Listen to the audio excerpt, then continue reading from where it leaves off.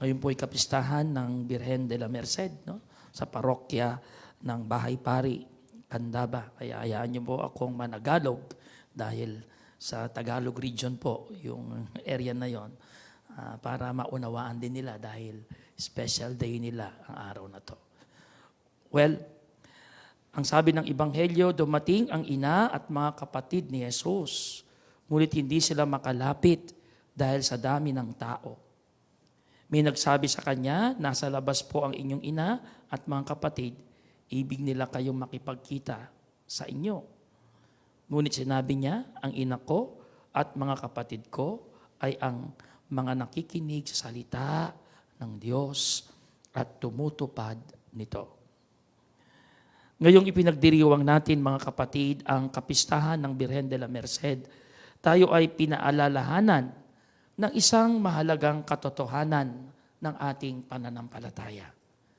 Ang ating mahal na Birhen bilang ina ng awa, de la Merced, Merced is mercy, no, bilang ina ng awa, ay isang halimbawa ng isang buhay na lubos na nakasentro sa pakikinig at pagtupad sa kalooban ng Diyos. Sa Ebanghelyo ngayon, ipinakita ni Jesus ng pagiging bahagi ng kanyang pamilya ay hindi lamang tungkol sa dugo o laman, kundi ito ay nakasalalay sa ating pagtugon sa kanyang salita. Una, sa ating pagdinilay, makikita natin ang kahalagahan ng pakikinig sa salita ng Diyos. Si Maria, bilang ina ni Jesus, ay ang una at pinakapuspos na halimbawa ng isang taong nakinig sa Diyos.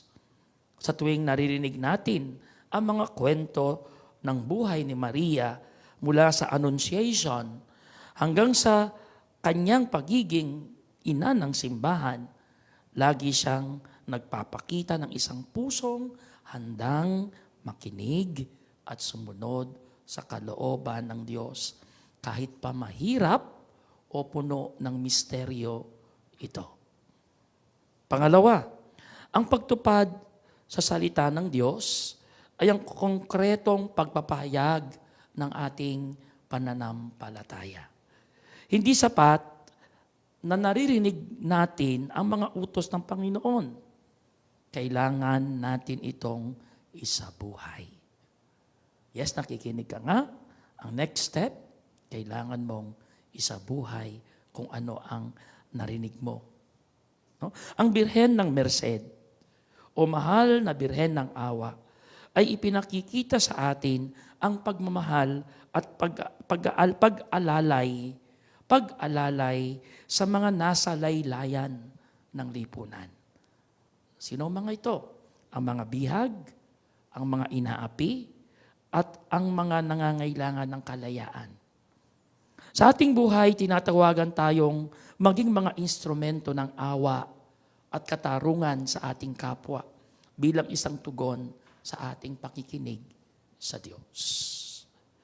Ang imahe ng Birhen de la Merced, nakilala bilang patron ng mga bihag at bilang simbolo ng awa, ay isang paalala na tayong lahat ay nasa ilalim ng pagkalinga ng Diyos. Siya ang ating inang laging handang magdala ng awa at pagpapalaya sa ating mga espiritual na tanikala. Ano itong espiritual na tanikala? Ang kasalanan, takot, at kawalan ng pag-asa. Pangatlo, ang ating relasyon kay Maria ay isa ring paanyaya na maging malapit kay Jesus. Sapagkat siya ang nagdadala sa atin sa kanyang anak. Bilang isang komunidad ng mananampalataya, tayo rin ay tinatawagan na maging pamilya ng Diyos sa pamamagitan ng ating pagsunod sa mga aral ng Ebanghelyo at pagmamalasakit sa kapwa.